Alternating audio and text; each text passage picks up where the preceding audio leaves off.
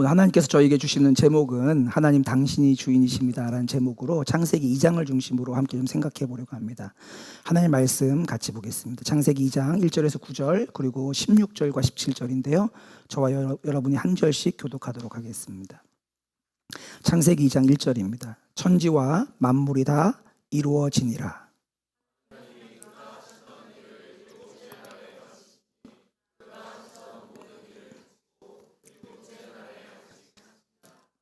하나님이 그 일곱째 날을 복되게 하사 거룩하게 하셨으니 이는 하나님이 그 창조하시며 만드시던 모든 일을 마치시고 그날에 안식하셨음이니라.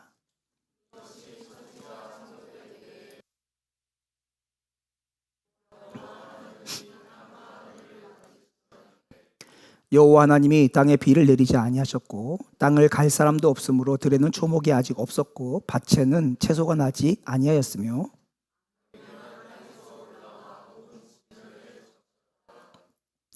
여호와 하나님이 땅의 흙으로 사람을 지으시고 생기를 그 코에 불어 넣으시니 사람이 생명이 되니라.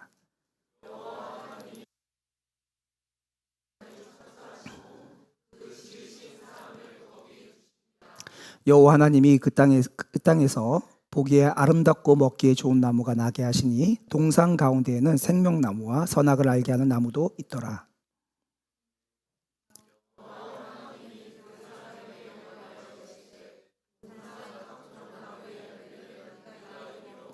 같이 읽겠습니다. 선악을 알게 하는 나무의 열매는 먹지 말라.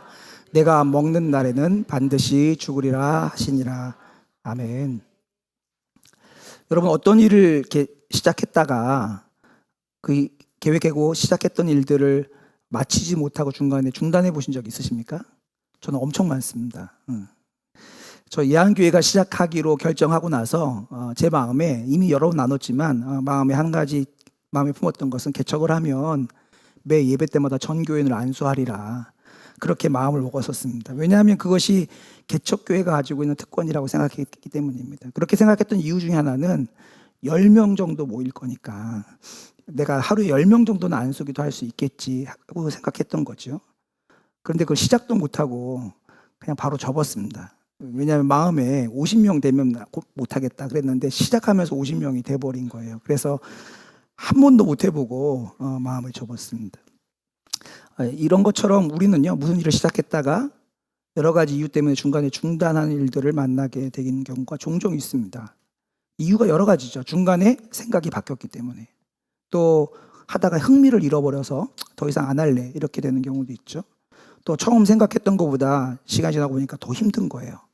아니면 이거 도저히 불가능하네 이런 생각이 들어서 멈추는 일도 있습니다. 그런 건 아닌데 중간에 어떤 방해가 생긴 거예요. 그래서 야심차게 시작했는데 그 방해 때문에 막혀서 못하게 되는 일도 있죠. 또 많은 경우에 특별히 사업하시는 분들 돈이 바닥나서 재정이 없어서 하다가 중간에 멈추는 일도 일어납니다. 그런데요, 하나님은 우리하고 다르십니다. 하나님은 한번 계획하신 일들을 절대로 포기하거나 중간에 멈추시는 일이 없습니다.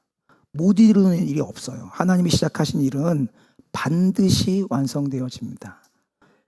그래서 중간에 마음을 바꿔서 그거는 아닌 걸로 하자 이런 것이 없다고 성경은 말하고 있습니다. 그 첫 번째 증언이 바로 오늘 본문에 나옵니다. 2장 1절입니다. 천지와 만물이 다 이루어지니라. 천지와 만물이 다 이루어졌어요. 하나님이 계획하신 대로 계획하신 것이 완전히 완성된 것입니다. 우리는 마음이 변하면 얼마든지 우리 하던 일을 바꿔요. 계획을 바꿔요. 그래도 괜찮아요. 그러나 하나님은 결코 마음과 계획을 바꾸신 적이 없습니다.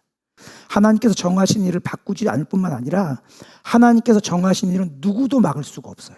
심지어 사탄이라 할지라도 어떤 영적 존재라 할지라도 아무리 대단한 사람이라 할지라도 하나님이 정하신 일을 방해하거나 가로막을 수 없습니다. 왜 그렇죠?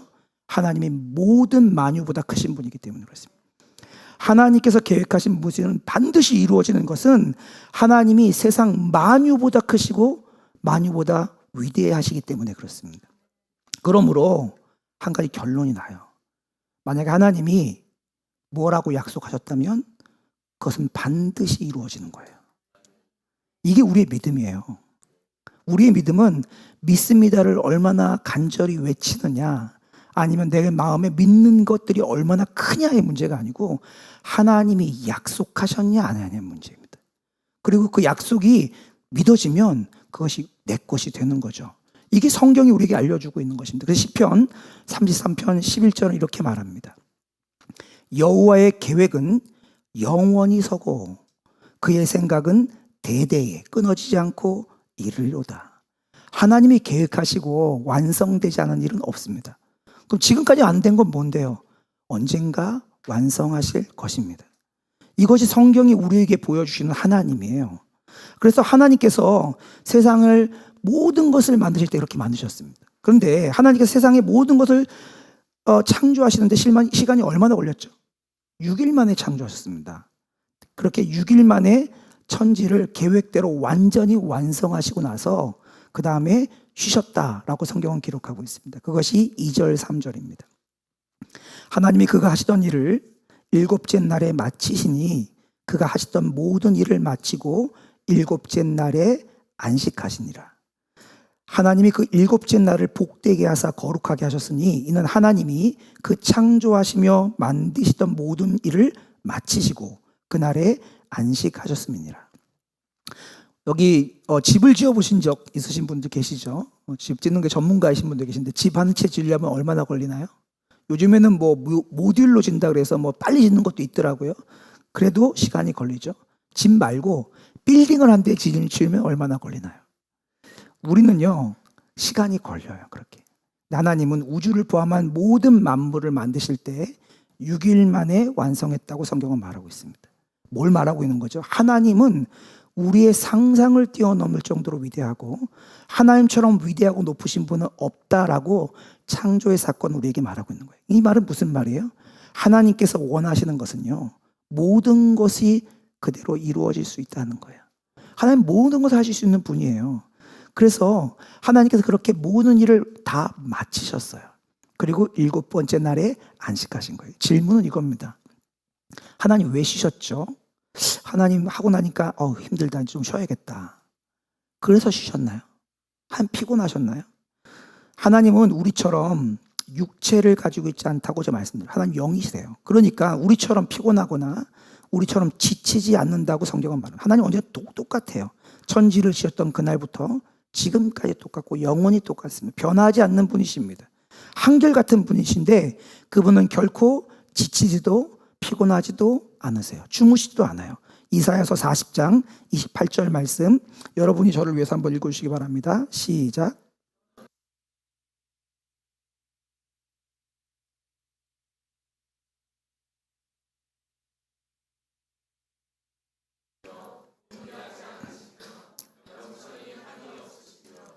성경은 아주 명확하게 말합니다. 하나님은 피곤한 것도 없으시고 그리고 곤비 지치는 것도 없다고 말하십니다.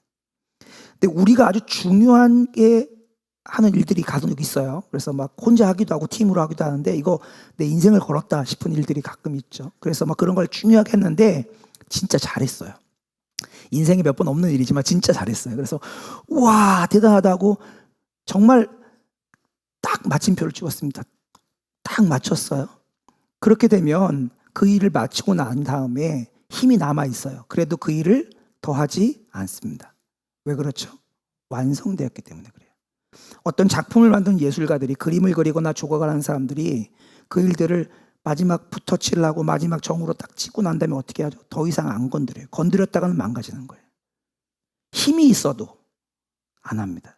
이게 맞췄다는 의미죠. 하나님도 마찬가지. 하나님도 천지 창조를 하시고 자신이 창조한 모든 작품에 대해서 만족하셨어요. 그래서 어떻게 하셨어요? 만들 때마다 보시기에 좋았더라. 마지막 날은 보시기에 심히 좋았더라. 너무 만족스러우신 거예요. 완벽한 거예요. 그래서 하나님께서 계획하신 모든 일을 완전히 다 이루셨기 때문에 그 다음에 뭐예요? 다 이루어서 더 이상 할 일이 없다는 의미에서 하나님께서 안식을 취하신 것입니다. 여러분 이걸 잘 이해하셔야 합니다. 오늘 우리가 읽었던 2절과 3절에 하나님이 안식하셨다는 것과 함께 매치를 이루어서 등장하는 게 뭐예요? 그 일을 마치심에 안식하셨더라. 마치심에 안식하셨더라. 하나님이 쉬었다는 건 피곤해서 좀 누워 있었다는 뜻이 아니고 완벽하게 그 일을 마무리하셨다는 뜻입니다. 근데 그 일을 마무리하실 때 상황이 어땠냐, 형편이 어땠냐를 성경은 기록하고 있습니다. 4절에서 6절입니다. 이것이 천지가 창조될 때에 하늘과 땅의 내력이니 여호와 하나님이 땅과 하늘을 만드시던 날에 여호와 하나님이 땅에 비를 내리지 아니하셨고 땅을 갈 사람도 없었으므로 들에는 초목이 아직 없었고 밭에는 채소가 나지 아니하였으며 안개만 땅에서 올라와 온 지면을 적셨더라. 여러분, 이때 여러 가지 형편들이 있을 텐데 굳이 이 4절에서 6절 하나님께서 천지 창조를 마치시고 쉬었을 때 형편을 말하고 있는데, 한 가지 특징이 뭐냐면 하나님께서 땅에 물을 공급하셔야 되잖아요. 식물이 자라려면. 근데 물을 공급하시는 방법으로 뭐 하셨어요? 비를 사용하지 않았다고 말하고 있습니다. 하나님께서 안개를 보내서 물을 공급했다고 성경은 기록하고 있습니다. 이것을 좀 기억해 주십시오. 왜냐하면 이것은 나중에 굉장히 중요한 사건과 연결되어집니다. 그리고 이제 7절에서 8절 말씀을 같이 읽겠는데요. 7절은 우리가 지난주에도 읽었던 내용이지만 여러분이 한 목소리 읽어주시기 바랍니다. 시작.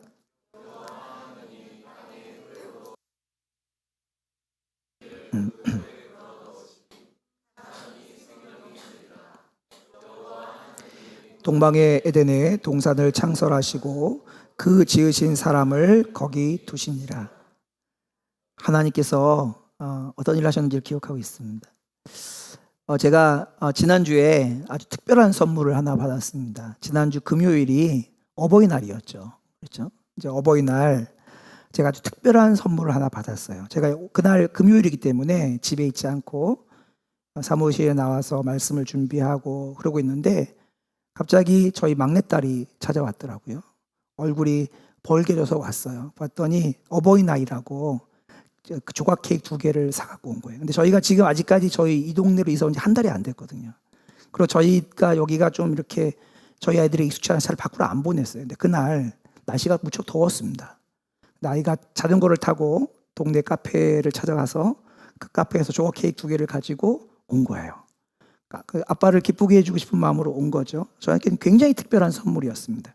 근데 그때 제가 주목했던 게 뭐냐, 그날이 참 더웠던 것 같아요. 그리고 꽤나 멀리까지 가서 자전거를 타고 케이크를 사갖고 온 것 같아요. 아마 어른들은 이런 걸 좋아하나 보다 하고 어른들 케이크를 사러 돌아다녔던 것 같아요. 자기가 좋아하는 거 말고. 근데 보니까 얼굴이 뻘건 거 보니까 꽤나 익었어요. 그리고 자전거가 힘들었는지 이렇게 상기된 얼굴을 가지고 있습니다. 힘들었던 것 같습니다. 근데 그것보다 훨씬 더 강한 게 그 얼굴에 담겨 있어요. 기뻐하는 거예요. 여러분 보세요. 돈도 애가 썼어요. 그 뜨거운 날 움직이느라고 힘든 것도 자기가 힘들었어요. 그리고 자기 시간과 에너지도 다 썼어요. 근데 기뻐요. 왜 그렇죠? 여러분, 누군가를 위해서 이렇게 자기가 열심히 대가를 지불하고 기뻤던 적이 기억나십니까? 그건 다 한 가지 이유입니다. 그 대가를 지불해서 뭔가를 주는 사람이 자기가 사랑하는 사람이기 때문에 그래요. 그때만 자기가 돈 쓰고 자기가 에너지 쓰고 자기가 모든 것을 다 쓰고 나서 기뻐요. 성경은 우리에게 이것을 얘기해 주고 있습니다. 하나님은 아담을 너무너무 사랑하셨어요. 그래서 그를 위해서 특별한 동산을 만드셨습니다. 하나님은 그 동산에서 아담이 행복하고 건강하게 살게 하기 위해서 모든 것을 공급하십니다. 그의 먹을 것, 그의 쉴 곳, 그의 환경을 하나님이 다 조성하셨습니다. 채소와 과일과 나무들을 다 거기다 두신 거죠. 다른 어떤 피조물에게도 찾아볼 수 없는 하나님의 특별한 사랑을 위해서 하나님이 수고를 막 하신 거예요. 그렇게 특별하게 만들어진 동산의 이름이 우리가 잘 알고 있는 것처럼 에덴 동산입니다. 하나님은 에덴 동산을 지으시고 거기에 아담을 두셨어요. 그런데 참 이상한 게 있죠. 하나님께서 에덴 동산에 아담을 이렇게 두시면서 아담에게 안 물어보세요. 아담아, 넌 어디가 좋으냐? 너는 무슨 색깔이 좋아? 몇 평쯤 되면 좋겠어? 입식이 좋아? 침대식이 좋아? 아니면 이렇게 바닥이 좋아? 이런 거 안 물어보시고 그냥 아담을 거기다 툭 두셨어요. 요즘 시대로 치면 만약에 내가 좋다고 해서 다른 사람에게 그렇게 억지로 거기다 딱 집어넣으면 뭐라 그래요? 그거를 학대라 그럽니다. 그렇죠. 요즘에 인권 얘기하면서 하나님 인권을 모르시는 것 같아요. 전혀 물어보지도 않고 취향도 안 따져보시고 그냥 에덴 동산에다 아담을 딱 두셨습니다. 왜 하나님이 이렇게 하셨을까요? 하나님 되게 인격적인 분이잖아요. 대화하기를 좋아하시는 분이잖아요. 근데 왜 그냥 일방적으로 본인이 생각하기 좋다고 하는 곳에 확 두셨냐고요. 여러분 이걸 정확하게 이해하셔야 됩니다. 하나님은 사람을 창조하셨습니다. 사람뿐만 아니라 모든 만물을 창조하신 분이 하나님이세요. 이 말은 바꿔 말하면 모든 만물의 소유자는 하나님이세요. 사람의 소유자도 하나님이십니다. 자신이 만든 만물에 대해서 마음대로 행사할 수 있는 권리가 하나님께 있어요. 이건 제가 돈 주고 산 거 아닌데요. 누가 이렇게 돈 주고 사서 올려주셨는데 이거 제 마음대로 이렇게 마셔도 아무도 뭐라고 하지 않습니다. 왜 그때 먹냐? 좀 이따 먹지 이렇게 말하지 않아요. 왜요? 제가 이 소유권을 가지고 왔기 때문에 그렇습니다. 이것이 하나님이 가지고 계시는 권리예요. 하나님은 그렇기 때문에 자신이 가지고 있는 모든 권리를 사용해서 자기가 만든 피조물에게 어떤 일을 하라라고 명령하실 수 있는 권리도 있습니다. 저는 이 물병을 가지고 이렇게 물을 담아 먹을 수도 있지만 이렇게 좀 졸리는 사람 머리를 땅 때릴 수도 있어요. 그렇죠? 왜 그렇죠? 이건 제 거니까 제 권리예요. 그 사람이 기분 나쁠 수 있지만 얘가 뭐라 할 수는 없어요. 하나님이 가지고 오신 권리가 이것입니다. 하나님은 아담에 대한 소유권을 가지고 있었고 때문에 아담에게 얼마든지 자신이 원하는 곳에 두실 수가 있었습니다. 그리고 아담을 향한 모든 권한을 사용해서 에덴 동산에 두셨을 뿐만 아니라 에덴 동산에서 아담에게 일을 시키십니다. 일을 명령하세요. 여러분 하나님이 조금 너무 하나님 좀 너무 하시네. 대화도 없이 둔 것도 모자라서 이것 하라고 시켰다고 이렇게 생각되시죠? 그런데 하나님께서 아담에게 행하신 이것은 절대 노동이거나 너무 힘든 수고이거나 좀 무거운 짐이 절대 아닙니다. 왜냐하면 아담을 두셨던 에덴 동산은 완전한 곳이었습니다. 어떠한 부족함도 없는 곳이었습니다. 수고하고 땀 흘릴 이유가 없는 곳이었어요.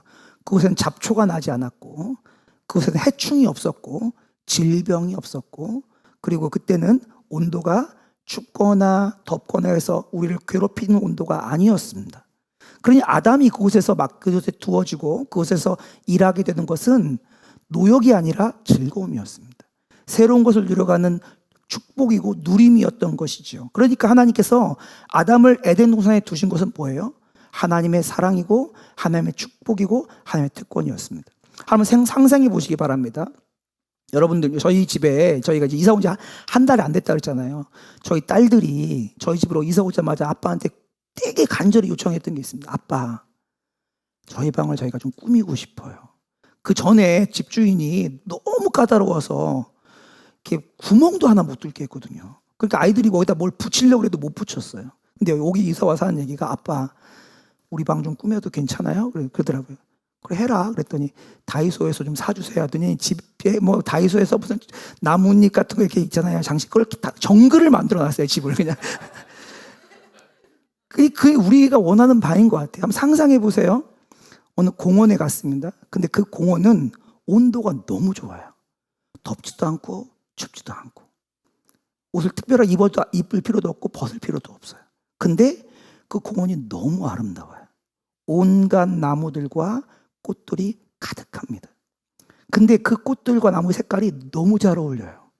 봄에 막 푸릇푸릇 올라오는 색깔들이 쫙 깔리면 너무 좋죠? 거기에 온갖 꽃의 색깔들이 가득하고 거기에 온갖 과실의 색깔이 섞였는데 이게 사람이 만들어낼 수 없는 색깔입니다.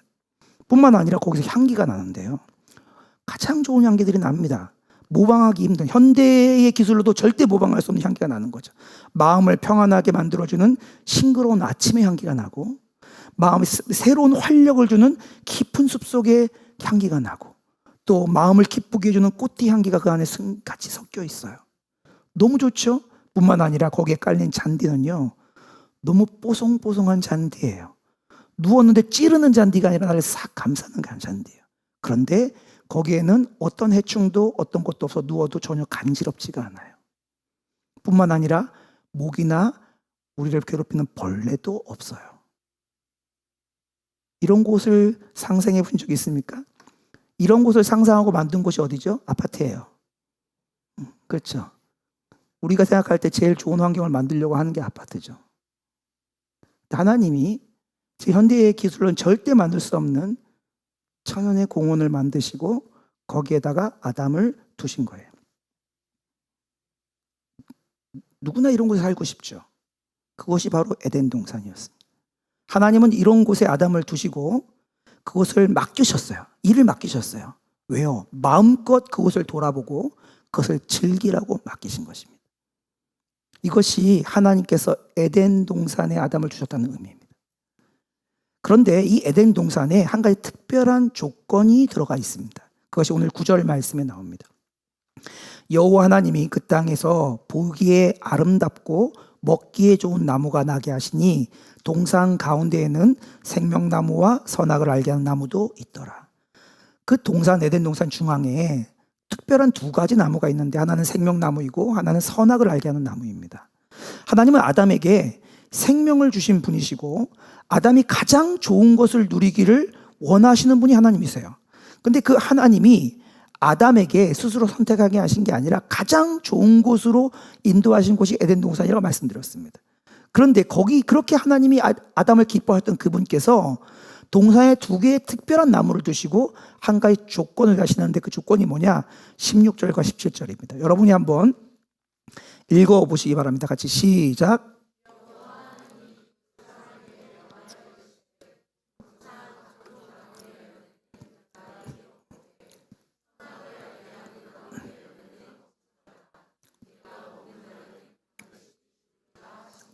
하나님 아담에게 분명하게 말씀하시는 거예요.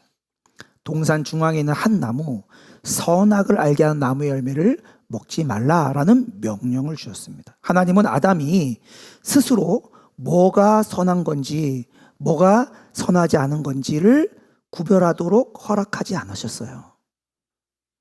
무엇이 선이고 무엇이 악인지를 아담 스스로가 판명하도록 하나님께서 허용하지 않으셨어요. 하나님께서 직접 아담에게 말씀해 주셨어요. 하지 말아야 할 것이 무엇인지, 그리고 마음껏 할 수 있는 것이 무엇인지 하나님이 결정해서 알려주셨습니다. 그리고 그것을 어길 경우에 아담은 죽을 것이다 라는 경고를 들려주십니다. 하나님은 오늘날도 똑같습니다. 아담에게 분명하게 알려주셨던 것처럼 오늘날도 하나님 우리에게 말씀해 주시지요. 하나님은 오늘날에도 우리가 무엇이 선이고 무엇이 악인지를 결정하도록 허용하지 않으셨습니다. 21세기를 살아가는 전 세계는 어떻게 말하냐? 이제 우리가 무엇이 선이고 무엇이 악인지를 결정하겠다고 말해요. 그러니까 내가 느껴보니까 남자와 남자가 사랑하고 여자와 여자가 결혼하는 것이 괜찮다고 느껴지니까 선으로 하자라고 말하고 있습니다.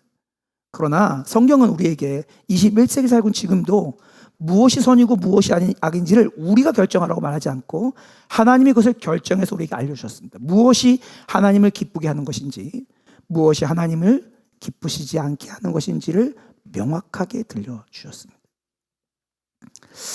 하나님께서는요, 에덴 동산에 정말 수많은 나무를 두셨어요. 특별히 아담을 위해서, 그의 식량이 되는 열매를 위해서, 또 그에게 살아가는 환경이 되기 위해서 굉장히 아름답고 먹기 좋은 나무들을 두셨다고 말하고 있습니다.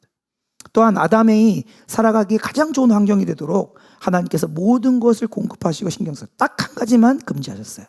동산 중앙에 있는 선하게 알게 하는 나무의 열매만은 먹지 말라고 한 것입니다. 아담은 오직 선악을 알게 하는 나무 열매 그것만 안 먹으면 나머지 모든 것이 그에게 자유롭게 허락되었습니다. 왜 하나님 그렇게 하셨죠? 하나님은 아담에게 무엇이 최선인지 하나님이 아셨어요. 아담이 스스로 알아가기를 원한 게 아니라 하나님이 아셨고 그것을 그대로 누리기를 원했습니다. 저는 우리 아이들이 태어났을 때 저희 아이들이 불만이었던 것이 뭐였냐? 저희 아이들에게 영화를 아무거나 안 보여줬습니다. 저희 첫째는 엄청 불만이었던 게 뭐냐면 자기가 초등학교 몇 학년인데 여전히 뽀로로를 봐야 한다는 거였어요. 왜냐하면 막내가 너무 어렸거든요. 막내 수준에 맞춰서 같이 보는 건 다 그것밖에 못 봤던 게 항상 불만이었습니다. 근데 왜 그랬냐? 아이들에게 보여주고 싶지 않은 게 있었던 거예요. 폭력적이고 사람을 죽이고 인성을 파괴하는 것들을 보여주는 것을 제가 이미 그것은 아이들이 좋지 않기 때문에 안 보여주고 싶었던 것입니다. 하나님은 그것을 결정하셔서 아담에게 말씀하셨던 것입니다. 아담에게 모든 필요한 것이 무엇인지 아셨던 완전한 지혜로 하나님께서 가장 좋은 것을 주시기 위해서 아담에게 명령하셨던 것이죠. 그러니까 아담은요, 항상 뭐만 누리고 있어요? 선한 것만 경험하고 있었습니다. 무엇이 선한 것이고 무엇이 악한 것인지를 경험하거나 구별할 필요가 없었습니다. 만약에 가능하다면 저는 저희 아이들에게 전쟁이나 살인이나 마약이나 중독이나 이런 것들을 전혀 알지 못하기를 바랍니다. 가능하다면. 그것이 하나님의 마음이었던 거예요. 대신 아담에게는 뭐가 있었죠? 가장 선하고 좋은 것을 주시는 하나님을 알고 그 하나님을 경험했기 때문에 그 하나님 말씀을 믿고 하나님의 말씀을 따라 순종할 것인지 아니면 하나님 말씀을 듣지 않고 불순종할 것인지를 결정할 선택권은 아담에게 있었습니다. 아담은 하나님의 결정이 가장 선한 것인 것을 알고 순종하면서 그것을 마음껏 누릴 수 있었고, 아니면 불순종해서 하나님 말씀처럼 죽음을 경험할 수도 있게 되었습니다. 하나님께서 금지하신 그 열매를 먹는 순간 아담은 선한 것뿐만 아니라 악한 것도 알게 되는 것이었어요. 그리고 그 불순종의 결과는 하나님으로부터 잘려나가는, 분리되어지는 죽음이었다고 말합니다. 17절 제가 다시 읽겠습니다. 선악을 알게 하는 나무의 열매는 먹지 말라. 내가 먹는 날에는 반드시 죽으리라. 반드시 죽으리라. 여기 연결되는 게 뭐예요? 네가 먹는 날에는 반드시 죽으리라. 하나님 아주 분명하게 경고했어요. 먹으면 죽는다라는 거예요. 지금까지는 선한 것만 알고 있던 아담에게 죽음이라는 아주 하나님이 보여주고자 않는 것들을 경험하게 될 것이라고 말한 것입니다. 악한 것이 무엇인지 경험하게 될 거라는 거예요. 그 열매를 먹으면 아담은 반드시 죽게 될 건데 그것은 무엇이냐? 영원하시고 절대 변하지 않는 하나님의 선하심으로부터 잘려나가는 거예요.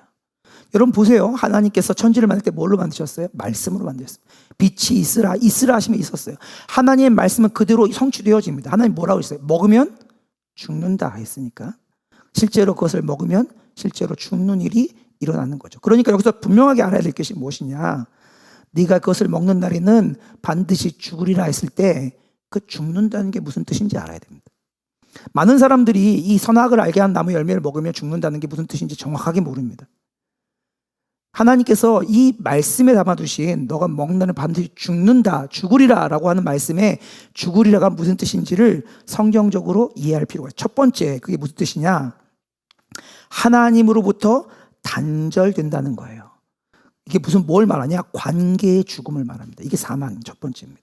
성경이 말하는 죽음에는요, 반드시 무슨 뜻이 들어있냐? 끊어진다는 뜻이 들어있어요. 단절된다는 뜻이 들어있어요. 그래서 영어로는 이 죽음을 어떻게 설명하냐? separation, 분리된다는 거예요. 이렇게 끊어진다 이렇게 표현하고 있습니다. 이 금지된 열매를 먹으면 죽는다는 말은 무슨 말이냐? 하나님으로부터 끊어진다는 거예요.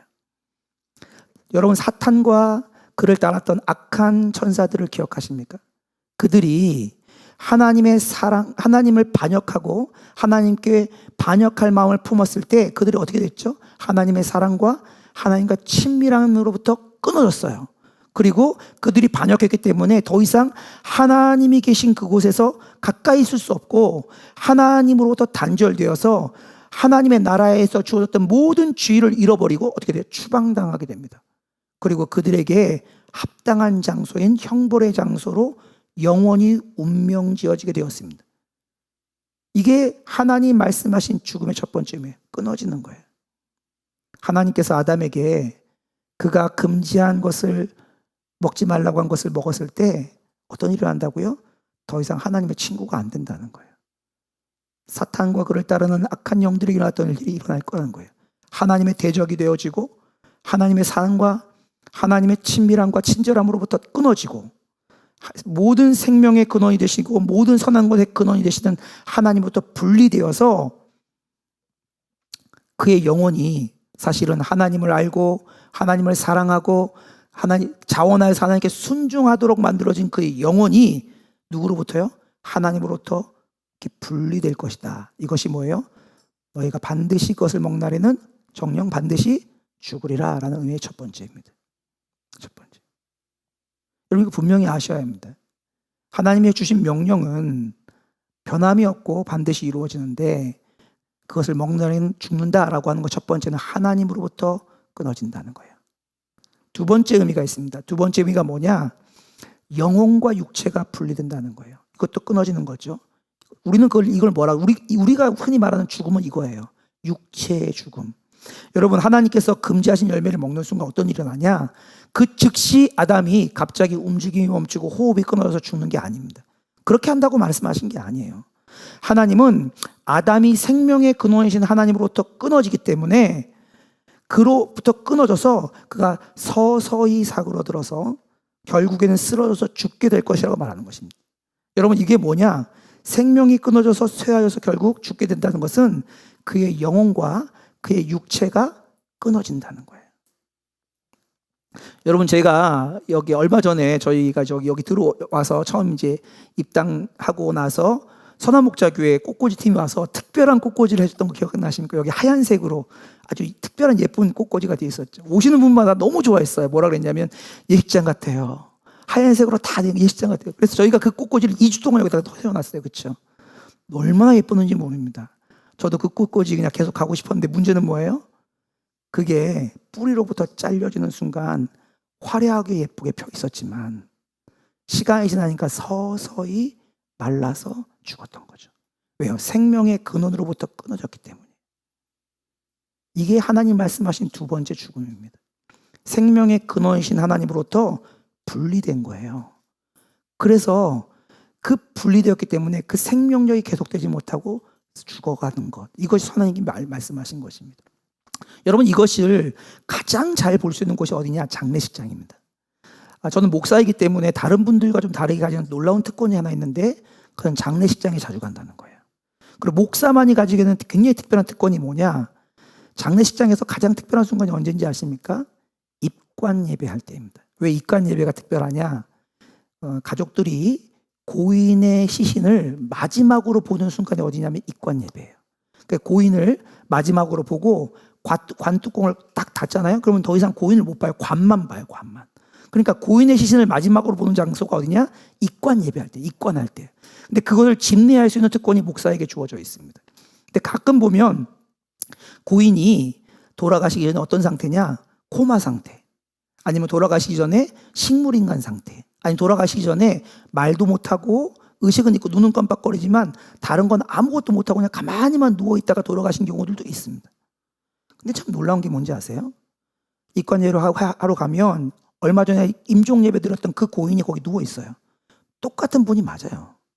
근데 바로 직전에도 말 못하고 가만히 누워있었고 지금도 가만히 누워있는데 그때는 말 못하고 누워있을 때는 아빠 나 왔어.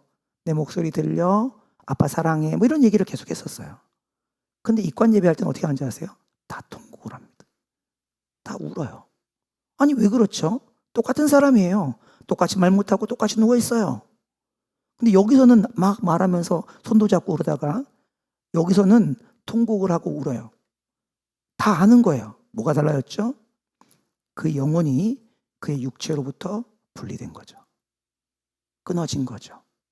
그러니까 돌아가신 똑같은 분이 누워있는데도 그걸 보면서 뭐라 그래요? 나는 어떡하나 하면서 울게 되는 거죠. 하나님이 말씀하신 두 번째 죽음이 이것입니다.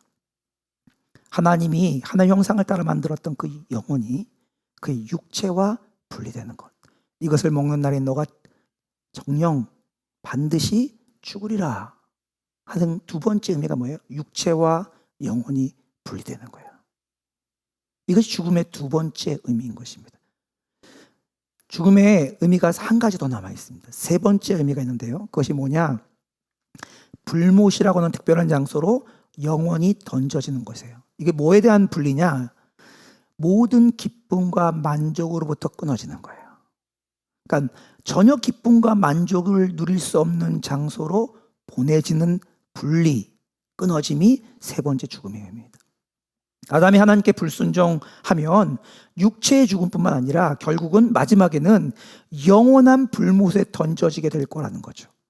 원래 그곳은 어떤 곳이에요? 원래 하나님께 반역했던 사단과 그를 따르는 악한 영들을 위해서 준비된 곳이었습니다. 그들을 위해서 운명적으로 만들어진 곳이에요. 그런데 하나님 앞에 불순종해서 하나님이 하지 말라는 것을 행했을 때 사람도 아담도 그곳에 합류하게 될 거라는 거예요. 사단과 그를 따르는 악한 영들, 귀신들이 받아야 하는 그 형벌의 장소로 보내지게 될 거라는 것입니다. 근데 문제는 뭐냐? 이 형벌은 도저히 피할 수가 없어요. 왜? 하나님을 피해서 숨을 수 있는 곳은 아무것도 없어요. 누구도 하나님을 피해서 어딘가 자기를 감출 수 없기 때문에 그렇습니다. 그리고 성경은 이 불못의 형벌이 어떻다고 말해요? 영원하다고 말합니다. 영원하다고 말해요. 이게 성경이 아주 명확하게 얘기하고 있는 것입니다. 성경은 아주 분명하게 우리에게 뭘 들려주고 있죠? 우리에게 하나님께서 아담에게 가장 좋은 것을 주시지만 한 가지 조건을 다셨는데, 그것은 하나님이 그저 너 하면 큰일 난다 이렇게 말하는 것이 아니라 명확한 어떤 일을 할지를 알려주신 것이라고 말하고 있습니다. 아담이 불순종을 선택하는 순간 하나님이 말씀하신 죽음, 이 세 가지 죽음이 반드시 일어나게 될 거라는 거예요. 그래서 성경은요, 이것을 아주 반복적으로 말합니다. 가장 명백하게 말하고 있는 구절이 어디냐? 로마서 6장 23절입니다. 제가 우리말 성경으로 바꿔서 읽었습니다. 죄의 대가는 죽음이요. 우리 개역개정성은 죄의 삭은 사망이요 이렇게 나와 있죠. 죄의 대가는, 죄의 결과는 죽음이라고 말합니다. 이 죽음이 뭐라고 제가 말씀드렸죠. 다시 한번 정리해 볼게요. 하나님으로부터 이 세 가지, 성경이 말하는 죽음의 세 가지 의미가 있죠. 첫 번째가 뭐예요? 관계의 죽음이에요. 하나님으로부터 단절되는 거죠. 두 번째가 뭐예요? 육체의 죽음이에요. 우리의 영혼과 우리 육체가 분리되는 거죠. 세 번째가 뭐예요? 모든 기쁨과 만족의 죽음입니다. 더 이상 기쁨과 만족을 전혀 느낄 수 없는 것으로 영원히 분리되는 것을 말하는 것입니다. 여러분, 이것이 하나님께서 아담에게 들려주신 경고예요. 딱 한 가지 경고. 그런데 여러분, 이걸 우리가 어떻게 이해하고 있냐? 너무 무서워. 그렇게 하면 큰일 나는 거야. 오, 무서워. 이렇게 이해하는 경우들이 너무 많아요. 근데 아셔야 됩니다. 이것은 너무너무 무섭고 너무 끔찍한, 그리고 우리를 너무 옥죄이고 갑갑하게 만드는 그런 경고이거나 제약이 아닙니다. 우리를 꽉 묶어서 꼼짝 못하게 하는 게 아니에요. 제가 예를 들어 설명드려 볼게요. 저희가 새로운 집으로 이제 이사를 왔습니다. 새로운 집 오니까 애들이 새로운 집에 잘 적응을 해야 되죠. 저희 집에 물이 엄청 많이 나와요. 싱크대도 나오고, 화장실에도 나오고, 샤워장에도 나오고, 냉장고 안에 물도 들어있고, 정수기에서도 물이 나오죠. 근데 저희 아이들에게 제가 말은 안 했지만 어렸을 때부터 항상 하는 얘기가 있죠. 아이들이 집에 있는 물은 너희들이 마음껏 써도 돼. 먹고 싶은 건 마음껏 먹고, 씻을 땐 마음껏 써도 돼. 딱 한 개만 빼고, 변기 속에 있는 물은 먹으면 안 된다. 변기 속에 있는 물을 먹으면 너희들이 아파서 병원 가서 특별한 검사를 받고 아주 큰 주사를 맞을 수도 있어. 이렇게 말하죠. 그렇죠? 여러분, 제가 아이들을 억압하고 있는 건가요? 제가 아이들을 향해서 너무 힘든 어떤 조건을 달아서 이렇게 아이들을 하고 있는 건가요? 동산에는 온갖 종류의 나무가 종류별로 가장 좋은 먹을 것으로 가득했습니다. 모든 것을 아시고 완전한 사랑을 가지고 아담에게 가장 좋은 것을 주기 원하시는 하나님은 아담에게 무엇이 최선인지를 아셨어요. 저는 아이들이 변기물이 먹으면 어떻게 되는지 알았어요. 그래서 아주 어렸을 때 아이들이 아무것도 분별 못할 때부터 그 얘기를 했었죠. 하나님은 아담과는 비교조차 할 수 없는 완전한 지혜로 아담에게 가장 좋은 것이 무엇이 아시기에 그에게 한 가지 조건을 걸어서 동산 중앙에 있는 선악을 알게 한 나무 열매를 먹지 말라고 한 것입니다. 하나님은요, 사실은 아담을 너무너무 사랑하기 때문에 아담의 누리는 모든 것을 보는 게 너무 기뻤어요. 너무 좋으셨어요. 그래서 가장 좋은 걸 주고 싶으셨습니다. 뭐든지 원하는 걸, 가장 좋은 걸 다 주고 싶으셨어요. 그래서 아담에게 해야 할 일과 하지 말아야 할 일을 말씀하신 거예요. 제가 이렇게 말하면 어떤 사람이 이렇게 질문합니다. 목사님, 그래도 하나님은 아담이 실패할 수 있는 길을 열어두셨으니까 그건 하나님 책임이지. 하나님 잘못한 거지. 그거 안 열었으면 되잖아. 안 열었으면 그거는 안 일어났을 텐데 왜 그 길을 열어놓은 거야? 이렇게 질문하는 사람도 있을 것 같습니다. 저도 얼마든지 저희 아이들이 변기물을 먹지 않도록 만들 수 있습니다. 저도 능력이 있어요. 어떻게 하면 돼요? 변기를 없애면 됩니다. 그럼 변기물 안 먹어요. 변기를 없애면. 근데 그렇게 되면 어떤 일이 일어나야 되냐? 저희 아이들은 평생 기저귀를 차고 살아야 됩니다. 저는 저희 아이들이 기저귀 차고 사는 거 싫어요. 자유롭게 바지를 입고 자기 옷만을 입고 편안하게 살기를 원합니다. 그래서 저는 변기가 있는 것을 허락했던 것뿐이에요. 하지만 그 변기물을 먹지 말라고 한 거죠. 저같이 불완전한 사람도 자녀들을 위해서 이렇게 하는데, 저랑 비교할 수 없는 완전한 지혜를 가지고 하나님께서 그 완전한 지혜로 사람에게 가장 좋은 것을 주기 위해서 모든 것을 허용하시고 한 가지 열매를 금지하신 것은 결코 사람을 제한하는 것이 아니었습니다. 가장 좋은 것을 주시기 위한 하나님의 특별한 사랑이었던 거죠. 하나님은 완전한 지혜와 완전한 사랑으로 우리를 만드셨고 우리에게 가장 좋은 것을 주기를 원했던 것입니다. 여러분, 선악을 알게 하는 나무를 사람들은 굉장히 왜곡해서 해석합니다. 하나님은 좋은 것 같으면서도 한편에서는 좀 이상해. 왜 그런 걸 만들어서 우리에게 족쇄를 채우는 거야? 그것도 허용해야지. 다시 기억하셔야 합니다. 하나님은 우리를 지으신 창조주시고 우리의 주인이세요. 그 소유주는 우리에게 어떤 것을 하실 수 있는 모든 권한을 가지고 계십니다. 근데 그분은 가장 좋은 사랑으로 그것을 대하기로 결정하신 거예요. 여러분, 우리가 창조의 얘기를 쭉 읽어가고 있는데요. 이 창조의 얘기를 통해서 하나님께서 성경을 통해서 우리에게 들려주시는 하나님은 어떤 분이시죠? 하나님은 만물이 있기 전부터 영원 전부터 홀로 계셨던 분입니다. 그분은 그 홀로 계셔도 아무 문제가 없는데 하나님은 그 만물을 창조하기로 결정하셨어요. 그리고 그 모든 만물을 주인이 되셔서 그 만물을 다스릴 권리를 가지고 계신 참된 소유주이십니다. 그리고 절대 주권을 가지고 계시죠. 그래서 하나님께서 그 주권을 가지고 만드신 거예요. 그분이 근데 어떻게 그걸 만드셨냐? 아무것도 없는 곳에서 무엇인가 생기도록 무에서 유를 창조해내셨습니다. 어떻게 그럴 수 있었죠? 하나님은 모든 것을 할 수 있는 능력이 있고 모든 것을 아시는 지혜를 가지고 계시면서 동시에 모든 장소에 모든 시간에 계시는 분이기 때문에 가능했습니다.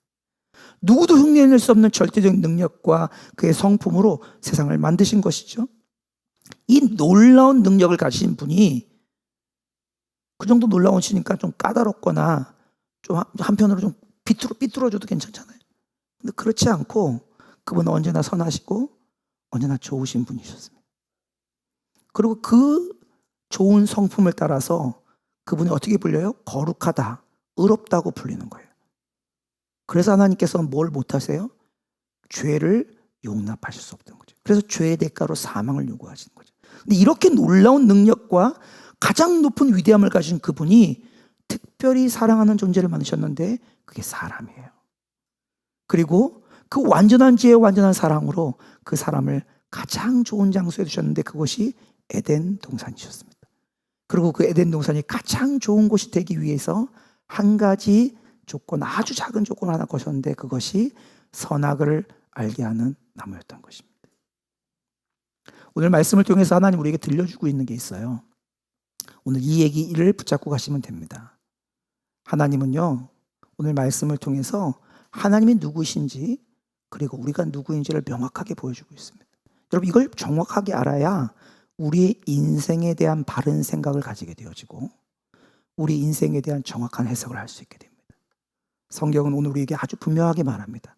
하나님은 정말 선하신 분이에요. 정말 우리를 사랑하십니다. 그리고 그분은 언제나 우리에게 가장 좋고 선한 것을 주기를 원하시는 우리의 참된 주인이십니다. 우리에게 아무것도 묻지 않고 마음대로 하실 수 있는 분이 가장 선한 것으로 응답하십니다. 그러나 그 하나님의 사랑과 하나님의 말씀을 떠나 내 마음대로 내가 원하는 뜻대로 살아가는 것이 가장 위험한 선택이라고 오늘 성경은 우리에게 들려주고 있습니다. 우리 인생에 다음 주에 다루게 되겠지만 우리 인생의 가장 큰 비극과 절망은 어디서 비롯되는지 아십니까? 이 하나님의 말씀을 떠난 거예요. 모든 선하고 아름답고 풍요로운 것의 근원이 되시는 그분을 떠나서 분리되는 것입니다. 오늘 이 말씀이 우리에게 다시 한번 잘 들려져서 이 고백이 우리에게 들려지기를 원합니다. 하나님, 당신이 우리의 주인입니다. 나는 당신의 소유입니다. 이것을 고백하는 것이 가장 우리에게 아름답고 선한 것이라고 주님 우리에게 알려주고 계십니다. 이 시간 함께 찬양하면서 우리의 고백을 좀 드려보았으면 좋겠습니다. 하나님의 선하심을 우리가 함께 찬양했으면 좋겠는데요. 하나님 얼마나 우리를 사랑하시고 선하신 분이신지 이 가사의 고백을 담아서 우리의 중심으로 하나님께 고백하는 시간 갖기를 원합니다.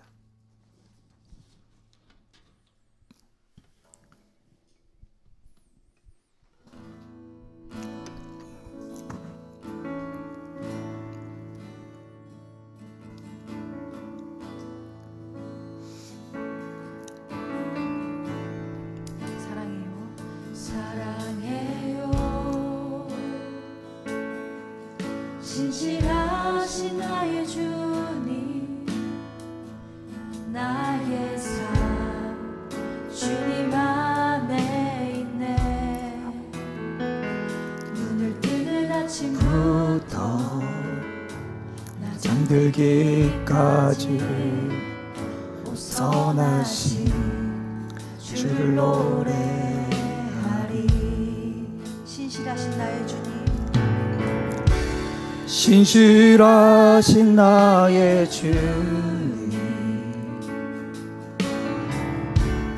나의 삶을 인도하셨네. 나의 모든 호흡 다해 선하신 주를 노래하리. 사랑해요 나를 인도하신 주님, 사랑해요 나를 인도하신 주님. 고난 중에도 나와 함께 하셨네.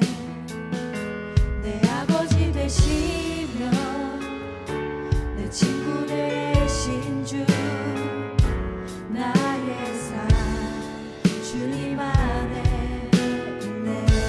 신실하신 나의 주님, 신실하신 나의 주님,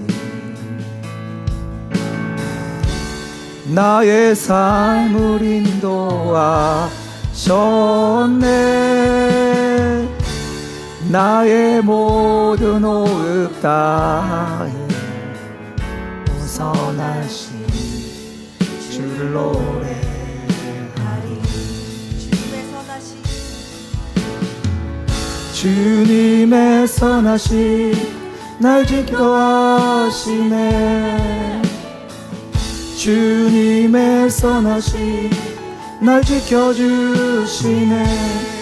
주께 엎드려 나의 모든 삶 주님께 드리네. 주님의 선하신 날 인도하시네. 신실하신 나의 주님, 나의 삶을 인도하셨네.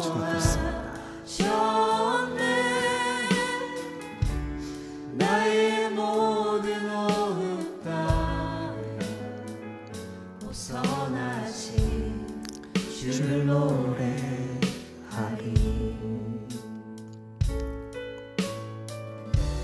신실하신 나의 주님, 나의 삶을 인도하셨네.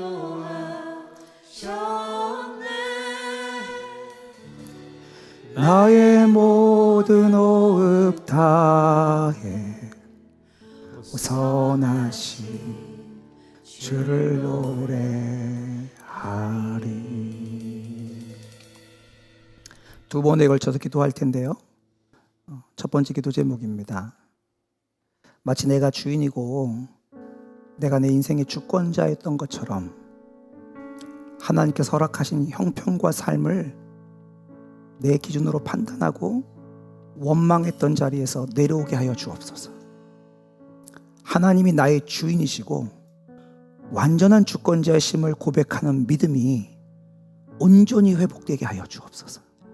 하나님, 하나님의 자리와 저의 자리가 원래의 자리로 돌아가는 은혜가 이 밤에 일어나게 하여 주소서.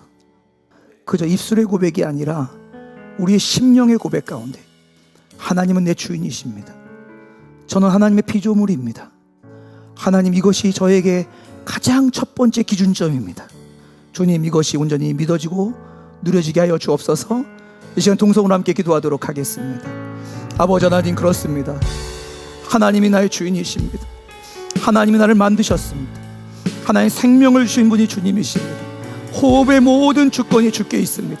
대한민국에 태어나게 하신 것도, 한국 땅에서 하나님 이 수도권에서 살아가게 하시는 것도, 하나님 저에게 가족을 이렇게 주신 것도, 자녀들을, 부모님을 하나님 저의 키와 저의 형편과 저의 색깔까지, 하나님 저희 머리카락까지 하나님께 허락하신 모든 것이 하나님의 주권인 것을 인정하고 고백합니다.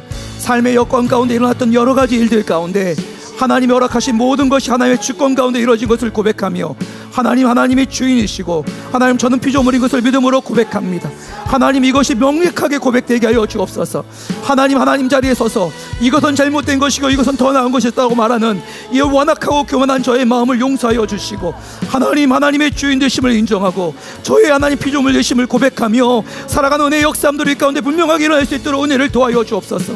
아버지 하나님, 우리가 마땅히 고백해야 되는 주의 주되심, 주의 창조되심이 고백되는 은혜의 역사함들이 우리의 삶의 현장 가운데 분명히 일어날 수 있도록 아버지 은혜를 도와여 주시기를 기도합니다. 사단이 교묘하게 우리의 마음에 거짓말과 유혹으로 미혹함으로 넘어지게 하는 많은 교만함들이 하나님의 진리의 말씀 앞에 깨어지게 하여 주시고, 하나님 원망하고 하나님 판단하고 하나님 내 기준으로 생각했던 모든 것들이 떠나가고 오직 하나님의 하나님 되심이 고백되어지며 하나님의 주인 되심이 고백되는 은혜의 역사함들이 원래 자리로 일어날 수 있도록 도와주옵소서. 참된 믿음의 회복이 일어나게 하여 주옵소서. 하나님 아버지, 하나님은 나에게 허락하신 모든 것이 최선인 것을 고백하는 은혜의 역사함들이 우리 모든 성도들의 삶 가운데 분명히 일어날 수 있도록 은혜를 도와여 주옵소서. 아버지 하나님 그대로 충만케 하여 주시고 하나님의 마음으로 충만케 하여 주셔서 하나님의 주인 되심을 고백하며 우리가 하나님의 아버지 소유된 것을 고백하는 은혜가 우리 가운데 흔들림 없이 우리 안의 기준점이 될 수 있도록 은혜를 더하여 주옵소서. 한 번 더 기도하시고 개인의 기도로 들어가시면 되겠습니다. 혹시 개인적으로 기도가 함께 중보하는 기도가 필요하신 분들이 있다면 앞자리로 나오시면 위에서 기도해 드리도록 하겠습니다. 두 번째 기도 제목입니다. 하나님께서 지금도 가장 완전한 지혜와 가장 완전한 사랑으로 우리의 삶에 찾아오셨고 지금도 일하고 계심이 믿어지게 하여 주소서. 보여주는 형편으로 나의 삶을 해석하고 이해하는 것이 아니라 하나님이 지금도 일하신다는 믿음으로 살아가게 하여 주옵소서. 하나님께서 아니라고 하신 것들은 멈추고 하나님께서 하라고 하신 것들은 온전히 순종하는 참된 기쁨과 만족을 회복하고 누리게 하여 주옵소서. 하나님, 내 삶 가운데 에덴 동산에 만들어 주신 그 참된 만족, 하나님이 우리에게 주시고 싶었던 가장 완전한 행복이 우리 가운데 회복되는 은혜를 허락하여 주옵소서. 이 시간 주의 이름 한 번 다시 간절히 부르시고 통성으로 기도하도록 하겠습니다. 주여, 아버지 하나님 그렇습니다. 주님, 하나님 하나님 지금도 하나님 가장 완전한 사랑하심과 하나님 가장 완전한 지혜로 우리 삶을 다스리고 계신 줄 믿습니다. 하나님, 지금 잠시 우리 가운데 어려움이 있는 것처럼 보여도 하나님 완전한 지혜와 가장 선한 것으로 우리의 삶을 인도해 가시는 줄 믿습니다. 하나님, 우리의 삶에 찾아오시고 일하시고 계심이 온전히 믿어지게 하여 주소서. 하나님, 지금 깝깝하게 보여지는 것처럼 보여지고 내 삶에 제한이 걸려있고 내 삶에 한계가 느껴지는 것처럼 보여져도 하나님은 나를 사랑하셔서 가장 완전한 지혜로 가장 선하신 것으로 내 삶을 책임지시고 인도하시는 것이 온전히 믿어지게 하여 주소서. 하나님 아버지, 하나님 의심하지 않고 주님을 신뢰함으로 주님 그 걸음을 따라갈 수 있도록 은혜를 도와여 주소서. 하나님께서 아니라고 하시면 그것이 아닙니다. 주님, 하나님께서 그것을 먹지 말라고 하시면 먹을 수 없는 것입니다. 내 삶 가운데 허락되지 않은 것들을 꿈꾸며 내 삶 가운데 하나님이 기뻐하지 않는 것들이 파고드는 일들이 멈춰지게 하여 주시고 오직 하나님의 말씀을 따라서 하나님 멈추라는 것을 멈추고 치우라는 것을 치우고 하나님 행하라는 것을 행하는 참된 기쁨들이 회복될 수 있도록 은혜를 도와여 주옵소서. 예한교회 모든 성도들 안에 참된 주님이 주시는 기쁨과 만족이 회복되는 역사가 일어날 수 있도록 도와주소서. 주셔서 하나님이 말씀하시는 대로 하라는 것을 하고 하지 말라는 것을 하지 않는 즐거움이 무엇인지 맛볼 수 있도록 은혜를 도와여 주시고, 그 은혜를 맛본 자들의 증거들이 나타날 수 있도록 도와주시고, 이것으로 말미암아 우리의 삶 가운데 마땅히 주님 앞에 고백되고 누려져야 하는 것들이 누려지고 고백될 수 있도록 은혜를 도와여 주소서. 우리의 자녀들이 이것을 복을 누리게 하여 주소서.